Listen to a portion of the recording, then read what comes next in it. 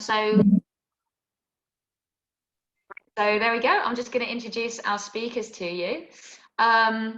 First up, we have Dottie Guerrero from Global Justice Now, who's going to be speaking to us. And then after Dottie, we've got Harpreet Kaur Paul, who is the co-editor of Perspectives for a Global Green New Deal. And last but by no means least, we've got Seb Munaz, who is the organizer of War on Want's campaign for a global Green New Deal. And I'm hoping that, well, I'm sure, because I've heard them speak before. I'm sure that they will have like very interesting and kind of thought-provoking things to say to us. So we'll kick off without further ado by going to Dottie. Hello, thank you, Crip, and thank you all for coming and joining and spending your time with us, despite that it's quite nice and dry outside. And there's the Olympics that we're competing with. So, when we say, why is the COP26 important to the Global South? I would like to clearly mention as well that apart from attending the Conference of Parties or looking at the climate negotiation, the many climate justice movements in southern countries had been and continuously fighting various climate justice fights. So they are fighting for their livelihood, they are fighting for their territories, they are fighting simply to stay alive in this current condition. So we are now already under 100 days before COP26, and that it seems that it is happening in person. So what are the important issues that Southern movements, climate justice movements are going to Glasgow for? This COP26 actually is the most important meeting after Paris Agreement, because since 2015, this is the first time that there will be a stock taking from the 195 countries that pledge their commitments to achieve that aspirational goal of keeping global warming to an average of 1.5 degrees centigrade. And I said that's aspirational because if we will bear in mind all the nationally determined contributions or the commitments that they have given in Paris, all of those could actually reach to the 3 degrees centigrade. And we are now at 1.2 degrees centigrade. So the prediction is that we may have less than a decade to reach the 1.5. So for many small island states and developing countries, breaching the 1.5 would mean a loss of territory. I originally came from an archipelagic country. I came from the Philippines. And even at this point, during the monsoons, when there are rains like we're experiencing in London a few days ago, some islands are already suffering with high tide and in the eventuality of sea rise, some of those islands will actually disappear, and that would mean a heavy problem of internal migration in an archipelagic country like the Philippines. So the fight for 1.5 degrees centigrade actually is a fight for our lives, and for many developing countries, it's a fight for existence as well, of their territories, of their culture, of the species that are in those countries.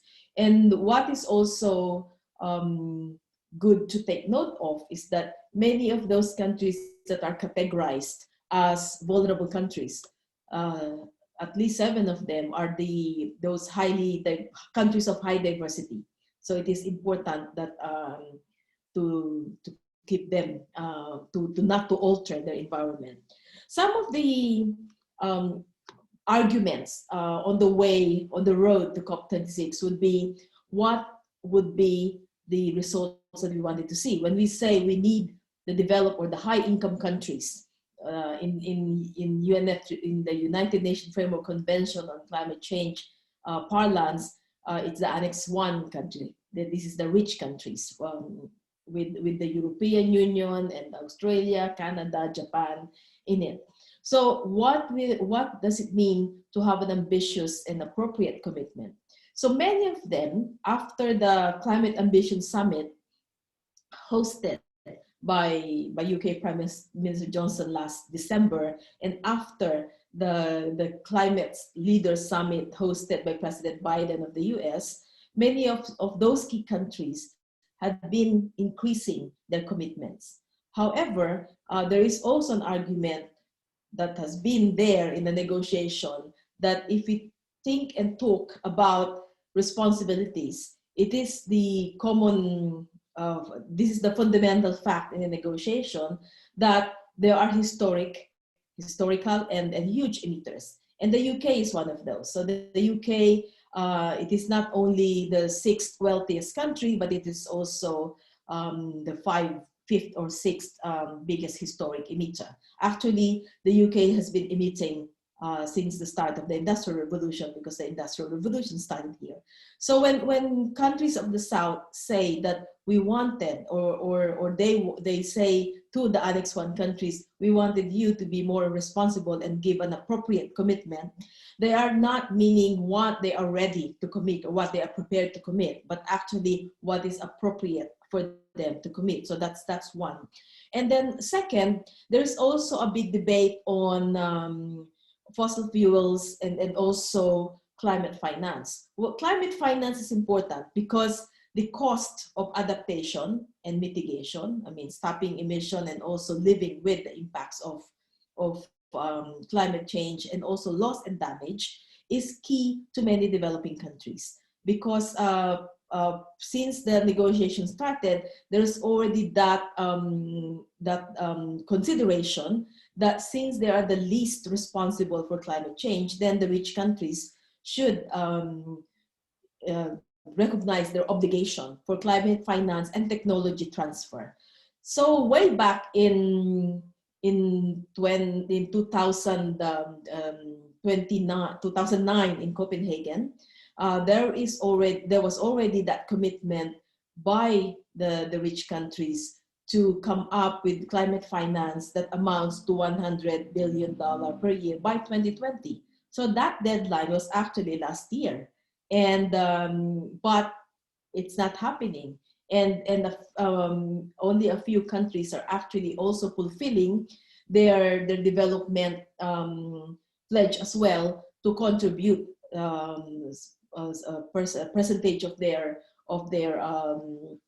GDP to climate as well. So there are many parts of the debate that would also include, is this climate finance grant or loan, or are these new loans, or are these already included in many previous package, or are these already included in development aid, or is it already included in many other finance mechanisms that are already existing? There is also that that worry as well, that part of the problem under COVID condition is that many developing countries are actually experiencing poverty. And even before we see the end of the pandemic, a lot of them are losing their income already, because with the lockdown, a lot of the small industries and even a lot of the transnational corporations operating in the developing countries, when there's no work, a lot of people don't have a daily pay. And many in these countries, many in the developing countries and least developed countries, would have money in their house or in their pocket that is enough for 1 day or 2 days.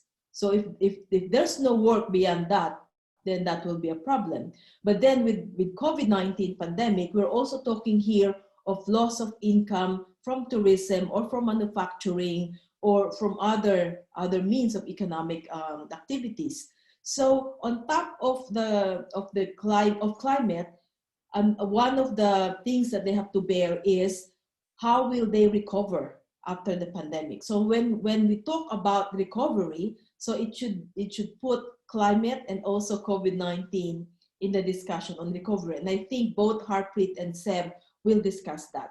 So when we talk as well about other climate fights, when I mentioned that all these movements had been doing this various climate struggles and climate fight, why do they think that it is important to attend COP26? it is easy to dismiss COP26 as a non-event, that it is a ritual that happens every year. Because after all, after 25 negotiations, we are not getting any nearer to the target. And in fact, the emission is still increasing despite COVID-19, and we're all in lockdown. Last year was still the highest, it was still the hottest year since recording started. And the hottest period in the history as well is from 2015 until last year. So those negotiators and movements as well, they go to the conference of parties, want to register that they are pressing for the developed countries or the rich, the upper middle class and rich countries to fulfill the commitment, because there is climate finance at stake. And and also the negotiation is, many would think that it's a negotiation between states, but actually it's a negotiation between a bunch of former colonial countries, and at the same time those countries that are trying to resist the resubordination of those former colonial countries. So many elements of the negotiation are actually about resubordinating the South. Because when we talk about emission, that includes economic activities. So when we talk about who needs to stop, who needs to limit emitting, that would also mean who needs to stop in their economic activities. So that is the main point of the problem as well. So maybe my last point as well is that climate change is caused by both a crisis of social relations and at the same time an ecological crisis. A lot of the things that we are against, patriarchy, exploitation, racism, these are from the same system that we are all fighting against. So a fight against climate change is actually a fight for system change. And will that happen? Will that system change happen? Probably not in the negotiation, but there are things that are also happening beyond the negotiation and alongside negotiation. And here, I would also wanted to flag an important issue that we're also campaigning. There is a negotiation, but there are also economic and trade new rules that are happening. So we have the investor-state dispute settlement, and there's also the Energy Charter Treaty, and 51 countries are signatory to that, including the UK. So with that aspect, if there are movements, positive development in climate, that can be easily bulldozed by a corporate case filed by a transnational corporation against a country that would like to do climate action. So beyond the COP26, beyond Conference of Parties and climate negotiation, we also need to fight for trade justice. Because after all, if a country can be sued by any transnational corporations when it wanted to limit mining or ban fracking or encourage people to take public transport instead of cars or whatever, that can be sued by any transnational corporation. So I think I mentioned that because outside of the negotiation, that's also another fight that many movements are fighting. How to make sure that trade rules will not trump climate action. Thank you very much. Thank you, Dottie. That was incredible. That was very clear and kind of relatable, even for somebody like me who struggles with technical explanations. That was really clear. I really appreciated that. Next, we are going to turn to Harpreet. Thank you, and thank you for having me here today, and thanks, Dottie. That was an incredible whistle-stop tour and journey, as Creep said, very clear and giving the case for engagement at COP26. Dottie has already explained why, despite the fact that we've seen increasing emissions, regardless of the UN Framework Convention on Climate Change, meeting and discussing the need to reduce carbon in our atmosphere, we've seen year-on-year record-breaking increases in in both emissions and temperatures. And we know, as Dottie has already said, that when temperatures increase, when floods take place, when storms take place, those that are socially marginalized, culturally, economically, politically, are those that are hardest hit. And one of the most devastating elements of the climate crisis is that they are also the least responsible for emissions. And so when we talk about climate justice, what we're really advocating for is justice in recognition that the climate change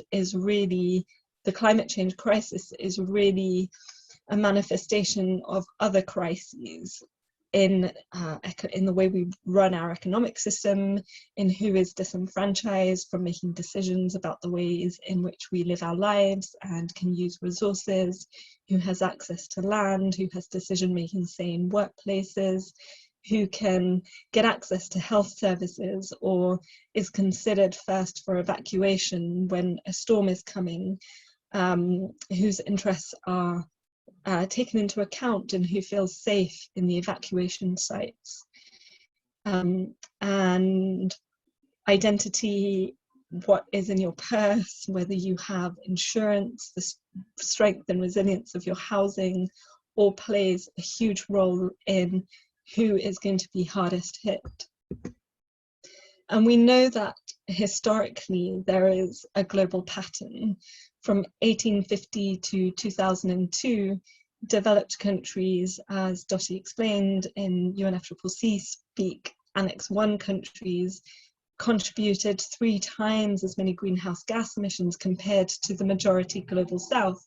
And I say the majority global south because it's where 85% of the population lives. And when we think about impacts, and this takes poverty into account, those that have historically contributed least to our crisis are on the front line of those warming temperatures, rising seas, increasing regular and strong floods, storms, droughts, and diseases spreading as well. And Dottie already mentioned the imperative to reduce carbon from the atmosphere, and where if we continue as we are, we're heading towards a totally unmanageable future. And what we really need to do is to limit temperatures to 1.5, and small island developing states, as Dottie explained, have this saying of 1.5 to stay alive, because it really is an existential fight for so many, as we've seen ourselves with the flooding that's been increasingly regular, strong in London, in Germany, but also just thinking about the temperatures, the record-breaking temperatures that we're seeing as well, and how close they're reaching us.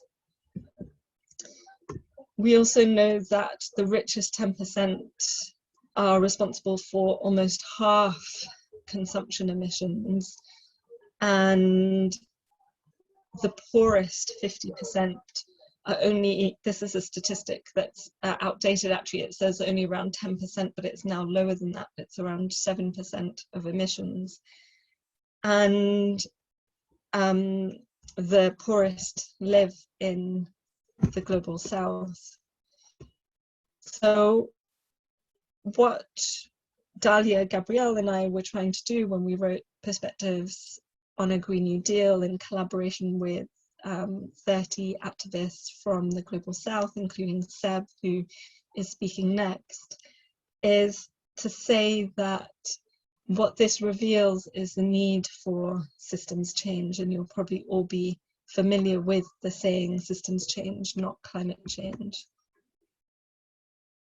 And I wanted to take a moment to kind of give some examples of how injustices multiply and are compounded, and use this example of Mozambique, which in 2019 experienced 2 unprecedentedly strong storms. And it's a country that is highly indebted. Its history is rife with Portuguese and British colonial interests. They imposed forced labour, forced cultivation, high taxes, low wages, land seizures. And when we fast forward to today, the average person in Mozambique emits something like 20 times fewer CO2 emissions compared to the average British citizen.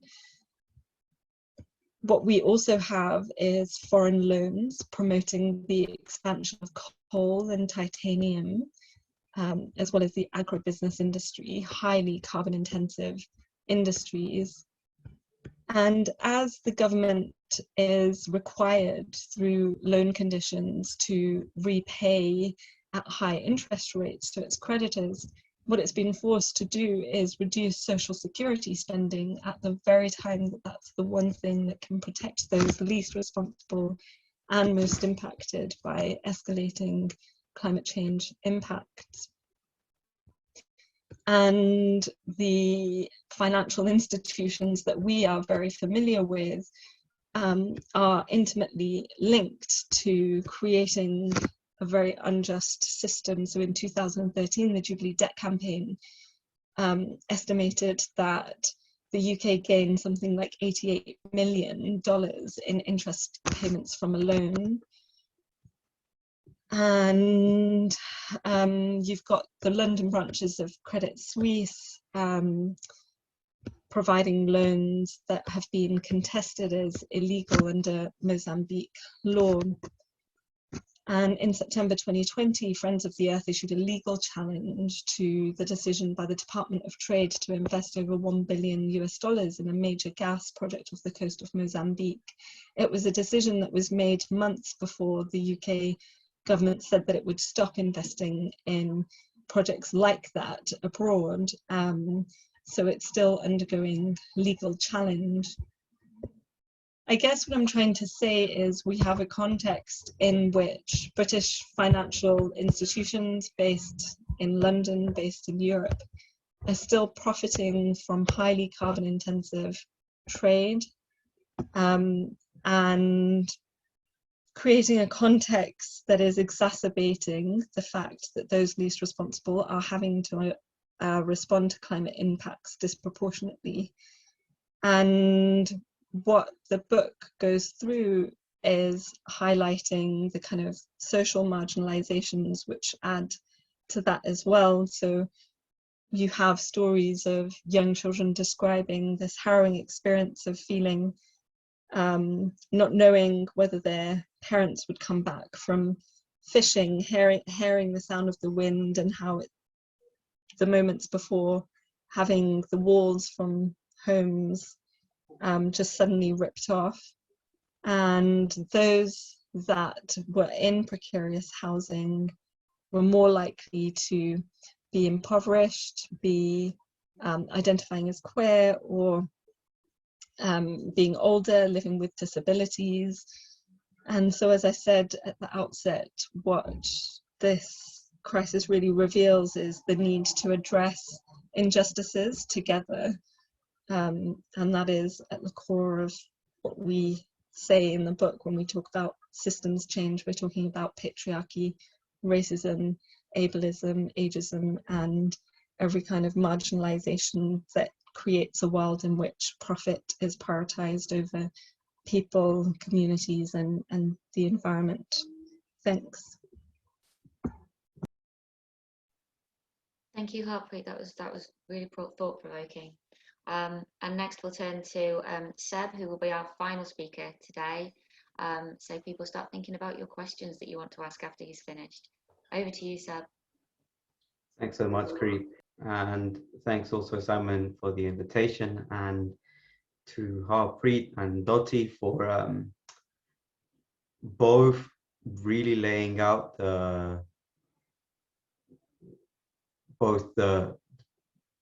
what's at the root of the climate crisis, and that is climate apartheid, as Harpreet has just described so well, and therefore the challenge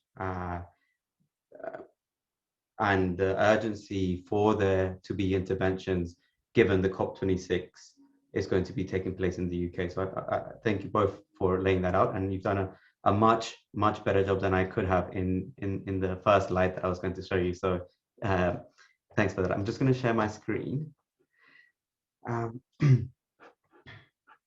First,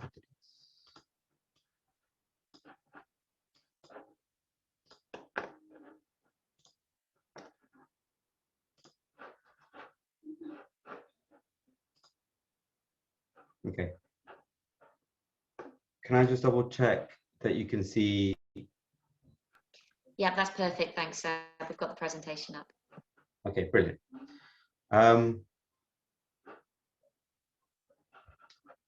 No, sorry.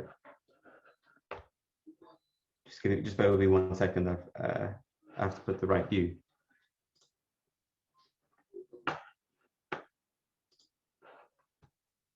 There we go. You can see the presentation, right? Okay.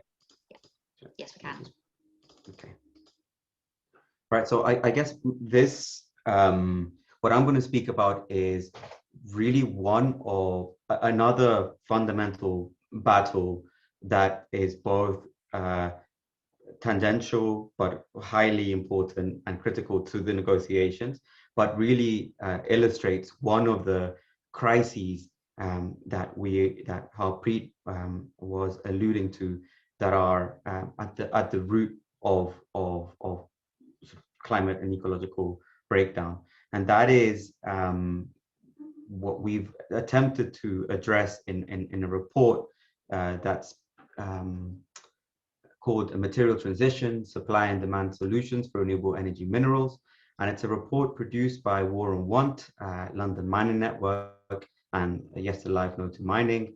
But really it's the culmination of many conversations with Harpreet, with Dottie and their organizations about the inequities and injustices that already are inbuilt into our energy system, and what a transition to renewable energy as is being envisioned by the dominant powers that be and in the mainstream could entail in terms of reproducing those very inequities and injustices if we're not able to change the pathway through which we achieve an energy transition that's just and equitable. So I'll get straight into it. The first thing I want to do by showing you these graphs is to really make the link between the climate and ecological crisis and the logic of our resource-intensive economy and its logic of unfettered growth. So on the right there, what you can see are two graphs that show the exponential growth of both CO2 emissions and energy consumption over the last 100 years. And on the left there, you can see in a sort of shorter time period of about 50 years, the exponential growth of the use of copper, zinc, and steel in that same period. And I think what that at the sort of the central thesis of the report is that in fact the energy crisis or the energy transition that we require is actually a material transition, and I'll explain why. So before I do that, I think it's important for us to not lose sight of the end goal here, or one of the central demands that Dottie and Harpreet have alluded to, and that is the rapid decarbonization of our economy in a way that's fair and just and recognizes historical responsibility. I'm not here to argue against that. And absolutely, we agree that the way in which we need to do that is by switching to renewable energies, technologies rapidly. But going back to my point about how this is fundamentally a question of our resource intensive and material intensive economy, is to recognize that the energy transition as it's being currently thought carries global implications on material and resource use. It's going to require the building of infrastructure, it's going to require different forms of extraction and the transformation of landscapes, which we'll talk about later, So the question that we posed ourselves with this report was, how is it that we're going to be able to access these metals and minerals? Are we able to get them quickly enough? And fundamentally, at what cost? And to really understand this, I just want to say three things. On the first hand, that the current sort of demand projections that we see from the likes of the International Energy Agency or the World Bank are really contingent on a whole series of political, economic choices that determine the volume, the rate, and the condition of extraction. So these aren't absolute truths. Projections about how much lithium, how much nickel, or how many rare earth we might need to produce renewable energy technology are contingent on a series of external factors, which is why we so critically need to intervene at the moment. Furthermore, and to sort of stress and echo what Harpreet spoke about, is that communities who've been on the front line of extractivism historically and understanding extractivism as a so-called development model, which has its roots in colonial expropriation and exploitation, know too well the impacts of this model, of this particular model. I was speaking to an environmental leader from Chile. His name is Lucio Cuenca, and who's from an organization called Olca. And he was telling me that for 30 or 40 years or so, the myth of the development model of extractivism was that it would bring development to the global south, and failed so clearly. Then since then, we're told that in order to be able to mitigate the impact of the climate crisis, we need to extract more in order to produce renewable energy technologies to move us away from fossil fuels. And now that's compounded by the fact that the only way in which global south countries are being encouraged to move away from the impacts of the pandemic and towards a post-pandemic recovery is through incentivizing new extraction. So the route is always more extraction. And in this context, it's mining companies and countries in the global north that are seeing this as an opportunity, as they often do, to capitalize on the climate crisis and on the COVID-19 pandemic, positioning themselves as solution bearers or saviors by claiming to have access to what they have strategically called critical minerals, a term that we sort of outright reject.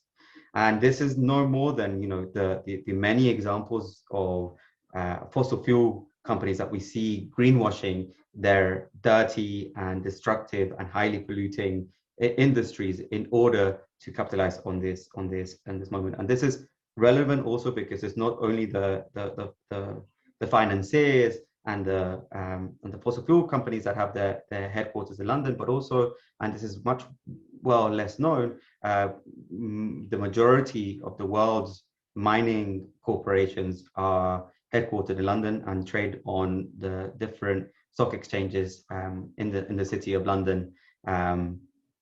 So that's important to recognize.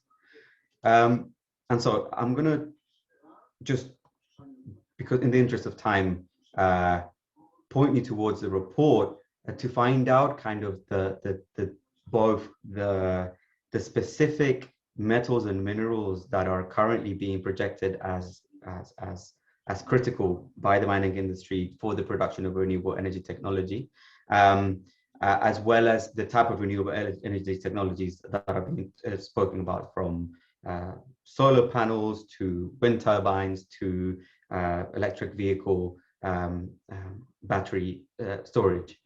The reality is that we're going to need a vast supply of transition minerals like lithium and nickel, but the question is the how we're going to access it to produce energy at what cost, for who, and under which terms. And I'll get into that now. But before that, actually, just to say that one of the consequences of this dynamic, as I've already mentioned, will be the expansion of something that we've called green extractivism. And I'll point you towards the work of Thea Riofrancos, who's really expanded our understanding of what green extractivism is. And it's basically the idea that human rights and ecosystems can be sacrificed to mining in the name of solving climate breakdown. And I just want to just sit with that for a second and understand what we mean by this expansion of green extractivism. This current pathway that we're on is really giving rise to sort of eco-fascist sentiment in a number of global north nations as they scramble to secure critical minerals, often invoking the language of empire, as we've seen with Britain 2.0 following Brexit. We're going to see national security interests, protectionist trade policies, and increased competition, which we're already seeing in the narrative vis-a-vis, say, China. And just to give one example and to point you to the work of Yes to Life, No to Mining, they've done an analysis of the EU Green New Deal and how beyond its intentions and the language of the Green New Deal, it really undermines its proposals because of the very dynamic of competition it's trying to promote in aggressively trying to access these minerals and metals. So I want to end the last few slides by centering on what is it that we need and what is it that we can do. And the first thing I think I want to highlight is that, or what the report aims to highlight, is that there are other pathways that are possible in order to achieve decarbonization, but also a fair and equitable energy transition. And at the heart of that is recognizing the role that communities on the front lines of extractivism are doing in terms of showing us the alternatives. They're showing us way in which we can live less energy intensive lives and more democratic ways of organizing ourselves. And therefore, at the heart of understanding how we achieve the energy transition that's desired is being able to support frontline communities in their ability to use consent-based mechanisms to assert their right to say no to destructive extractive projects. But furthermore, and I'll end with this, I just want to stress that our path towards or a transition to a low carbon energy economy can be the catalyst towards a more sustainable economy. And I want to highlight just some strategies that I've picked out from this report, but also from a report by our colleagues, Earthworks, about the different ways in which we can achieve an overall reduction of the use of the metals and minerals needed for renewable energy technology, and strategies to access those that don't result in more extraction. And so the first thing that I want to highlight is that overall, we need to reduce our dependency on irresponsible mining. And one way in which we can do this is by removing the regulatory barriers that currently stop sort of the rapid expansion of new extraction. And what we're seeing, for example, in the global south, is that dynamic of trying to usher in or promote a post-pandemic recovery is lowering the regulatory barriers that exist to protect workers, to protect the environment, and to protect communities. And so at the heart of that is really integrating indigenous rights, environmental rights, and labor protections in existing legislation. Secondly, I want to draw us to a set of proposals and strategies that help us to advance solutions that allow us to recirculate mineral as part of sort of the circular economy. Because this can also be a stepping stone towards a more systemic shift that allows us to question how we consume products, how we transport goods and people, and so that we're not extracting and disposing in an endless, cyclical, and violent way. And that requires policy interventions that prioritize and incentivize secondary use over new extraction, so that we can repair, repurpose, and design better end-of-life uses for the technologies that we're talking about. And lastly, and this is the most challenging, because it goes to the root and the heart of our the logic of unfettered growth that's underpinning our unequal global economy, we need to think about the equity in access to the benefits of clean energy in transit. And that means developing the ways in which we reduce and make more equitable our energy consumption, recognizing the material footprint of our current energy system, and recognizing that even though energy demand is going to continue to increase, it's currently really inefficient and unequal. And so transitioning to renewable energy shouldn't be about simply replacing our current fossil fuel system by a renewable energy matrix that replicates all those injustices. So I'll end there and leave you with this nice graphic that illustrates the way in which we can move beyond extractivism, taking the example of the material crisis and how it intersects with the broader ecological crisis as we seek to achieve a post-extractive transition. So thank you.